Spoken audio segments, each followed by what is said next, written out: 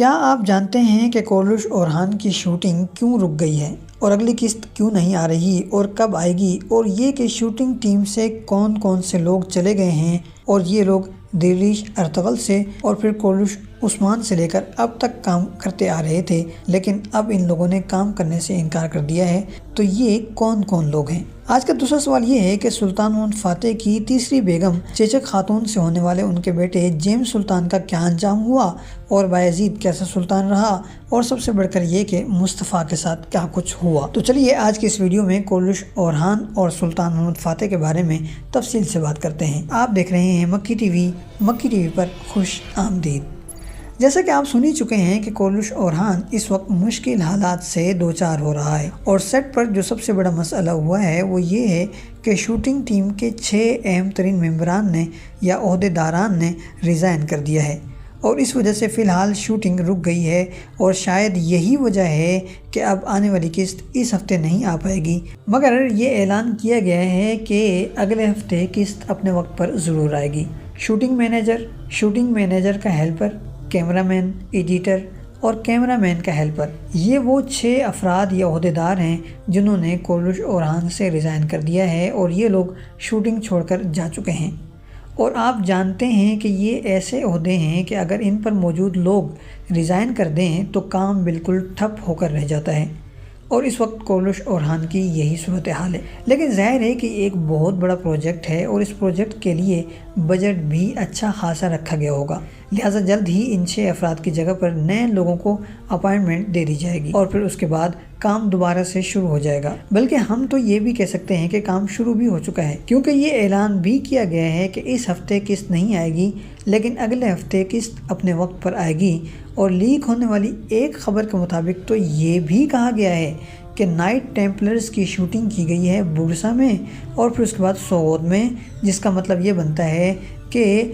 Shooting شروع ہو چکی ہے اور نئے لوگ میدان میں آ چکے ہیں، اور اب اگلی قسط اپنے وقت پر آ جائے گی۔ تو فی الحال کی یہ صورتحال ہے، اور ساتھ میں یہ کہ آنے والی قسط کے شروع میں ایک شاندار اور اعلیٰ قسم کا مارکا دیکھنے کو مل سکتا ہے، اور اس کے علاوہ سیاسی اور جنگی چالیں تو چلی ہی جاتی رہیں گی۔ ساتھ ہی ساتھ یہ بھی کہ عثمان غازی کا خاتمہ اب قریب ہی ہے، لہٰذا جس کا مطلب یہ بھی ہے کہ بورسا کی فتح بھی اب بس ہونے کو ہی ہے۔ اور تیسری طرف اورحان کی ایک اور بیگم بھی آنے والی ہیں، اور ساتھ ہی ساتھ یہ تو ہم آپ کو بتا ہی چکے ہیں کہ قریشی خاندان بھی پوری تیاری کے ساتھ واپس آ رہا ہے، اور اس بار یہ خاندان کافی سارے زیادہ افراد پر مشتمل ہوگا، یعنی ممکنہ طور پر ہم یہ کہہ سکتے ہیں کہ آنے والی قسط یا قسطیں کافی اچھی اور بہتر ہونے کی امید کی جا رہی ہے۔ اور لیجیے بریکنگ نیوز بھی آ گئی۔ ابھی تک ہم نے اتنا ہی اسکرپٹ تیار کیا تھا جتنا آپ نے اوپر سنا ہے، کہ اب ہمارے سامنے یہ خبر آ گئی ہے جس میں یہ بتایا جا رہا ہے کہ جیہان اونال، یعنی وہ صاحب جنہوں نے کولش اورحان میں عثمان غازی کا کردار ادا کیا ہے، وہ اس سیریز کو گڈ بائے کہنے جا رہے ہیں، یعنی کہ آنے والی قسط میں عثمان غازی کا انتقال ہونے جا رہا ہے۔ کیا ہی عجیب اتفاق ہے کہ یہاں ہم نے اپنا خیال ذکر کیا اور وہاں خبر بھی سامنے آ گئی، اور اب ہمارا خیال یہ بھی ہے کہ آنے والی قسط میں یا پھر اس سے اگلی قسط میں بورسا بھی فتح ہوتا ہوا نظر آنے والا ہے۔ اور جیسا کہ ہم نے گزشتہ ویڈیو میں کہا تھا کہ اگر حالات یہی رہے، یعنی اتنی تیزی سے واقعات دکھائے جاتے رہے، تو اس کا مطلب یہی ہے کہ یہ سیزن کولش اورحان کا آخری سیزن ہو سکتا ہے۔ دوسری طرف سلطان محمد فاتح میں اگلی قسط میں یا پھر اس سے بھی اگلی قسط میں کم از کم 5 کرداروں کی آمد ہونے جا رہی ہے، انٹری ہونے جا رہی ہے، اور یہ 5 کردار ہیں بوسنیا کی ملکہ اور بوسنیا کا شہنشاہ، ولاد تیپیش کی والدہ اور اس کا چھوٹا بھائی راڈو، اور 5واں کردار بہت ہی اہم کردار ہے تاریخی طور پر بھی اور سیاسی طور پر بھی، اور پھر اس کے ساتھ ساتھ سلطان کے دربار میں بھی اس کردار کا بڑا اہم حصہ رہا ہے، اور یہ کردار تھا سلطان کی تیسری بیگم یعنی چیچک خاتون کا، اور اب ان خاتون کی آمد بھی یعنی انٹری بھی ہونے جا رہی ہے۔ یہاں ہم آپ کو یہ بات بھی بتاتے چلیں کہ یہی وہ خاتون ہیں جن سے سلطان محمد فاتح کے تیسرے بیٹے جم سلطان کی پیدائش ہوئی، اور یہ شہزادہ کہا جاتا ہے کہ بہت زیادہ لائق تھا اور فائق بھی تھا، اور ساتھ ہی ساتھ یہ بھی کہ شاعری بھی کر لیتا تھا اور جنگی مہارت بھی خوب رکھتا تھا، اس کے علاوہ سیاسی بصیرت بھی اس کے پاس زبردست تھی۔ اور سلطان محمد فاتح کا جب انتقال ہوا تو تب تک شہزادے مصطفیٰ کا چونکہ انتقال ہو چکا تھا، لہٰذا سلطان کی وفات کے بعد شہزادے بایزید اور جیمز سلطان کی آپس میں چپکلش ہو گئی، اور دونوں یہی چاہتے تھے کہ تخت کے جانشین وہی بنے، اور جم سلطان نے اس بات کو تسلیم نہیں کیا، لہٰذا جب بایزید تخت نشین ہو گیا تو اس نے اناطولیہ میں یعنی آج کا جو ترکیہ ہے وہاں اس نے بغاوت کا علم بلند کر دیا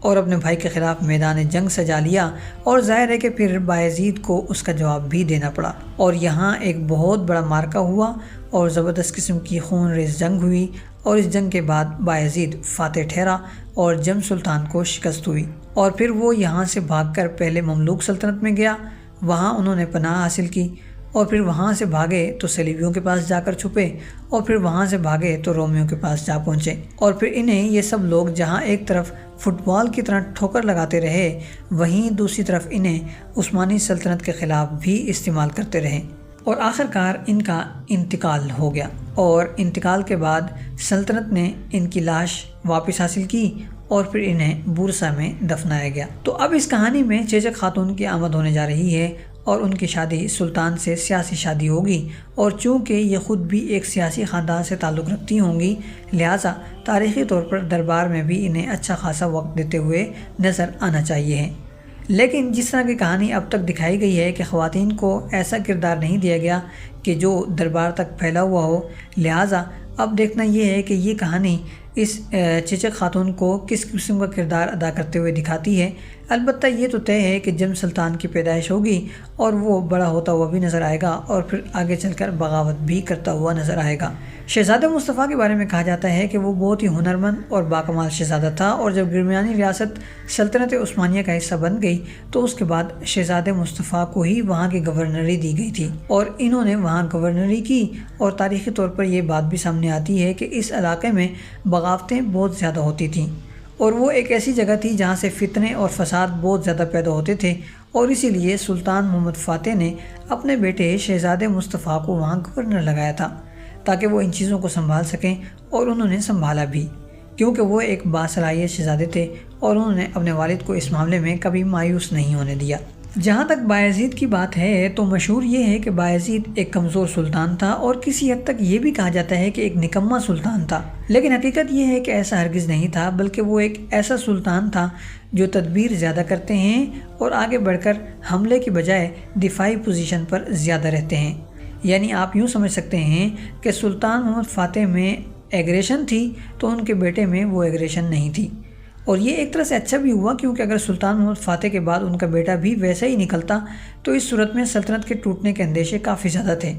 کیونکہ اتنی بڑی سلطنت کو سنبھالنا اور اسے چلانا ایک بہت بڑا چیلنج تھا، اور ایک کے بعد ایک جنگ میں کود پڑنا اس ریاست کو کمزور کرنے کی وجہ اور سبب بن سکتا تھا۔ اور اللہ تعالیٰ کا یہ عجیب نظام رہا کہ سلطان محمد فاتح نے جتنی فتوحات حاصل کی اور اپنی سلطنت کو جتنا بڑھایا، ان کے بعد بایزید نے اس ریاست کو ایسا سنبھالا کہ وہ اگلے کئی سو سال تک مضبوط اور مستحکم رہی۔ دوسری طرف سلطان کی اور ولاد کی چپکلش کا آغاز ہونے جا رہا ہے، اور سلطان نے یہ چال بڑی زبردست چلی ہے کہ ولاد کے بھائی راڈو کو اپنے ساتھ ملا لیا ہے اور اسے افلاک کا گورنر بھی بنا دیا ہے، اور ظاہر ہے کہ افلاک پر جب تک سلطان کا قبضہ نہیں ہو جائے گا تب تک راڈو وہاں کا گورنر نہیں بن سکتا، اور اسی لیے اب راڈو سلطان کے ساتھ ساتھ رہے گا، اور پھر سلطان آگے بڑھ کر افلاک پر حملہ کرنے کی اور ولاد کو ختم کرنے کی کوشش کریں گے،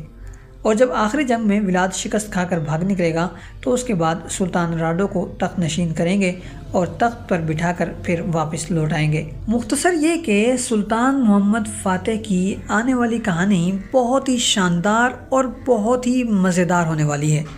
اور اس میں خون اور جنگ بھی دیکھنے کو ملے گی، جبکہ ولاد کی اور سلطان کی ذہانت کے بھی کئی مظاہرے دیکھنے کو ملنے والے ہیں،